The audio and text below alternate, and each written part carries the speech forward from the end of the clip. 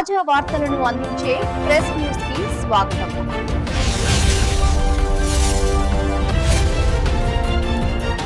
తెలంగాణ రాష్ట్ర దళిత బంధు సాధన సమితి ఆధ్వర్యంలో హైదరాబాద్ హైదర్గూడ ఎన్ఎస్ఎస్ లో మీడియా సమావేశం.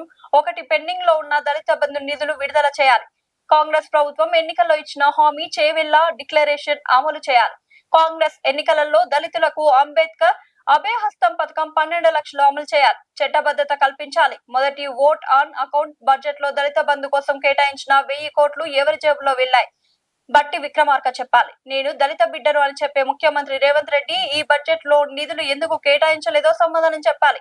కేవలం దళితుల ఓట్ల కోసం చేవెళ్ల డిక్లరేషన్ చేశామని చెప్పి దళితులకు ప్రభుత్వం క్షమాపణలు చెప్పాలి. త్వరలోనే చేవెళ్లలో దళితుల ఆత్మగౌరవ భారీ సదస్సును ఏర్పాటు చేసి రేవంత్ రెడ్డి మంత్రివర్గం చేస్తున్న మోసాలను ఎండగడతాం.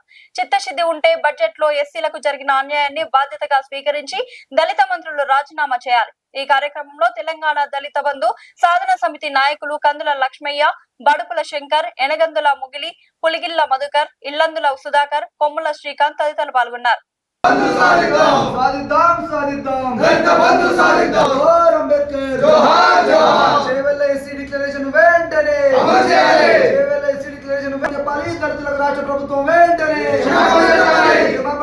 రాష్ట్ర ప్రభుత్వం దళితులకు వెంటనే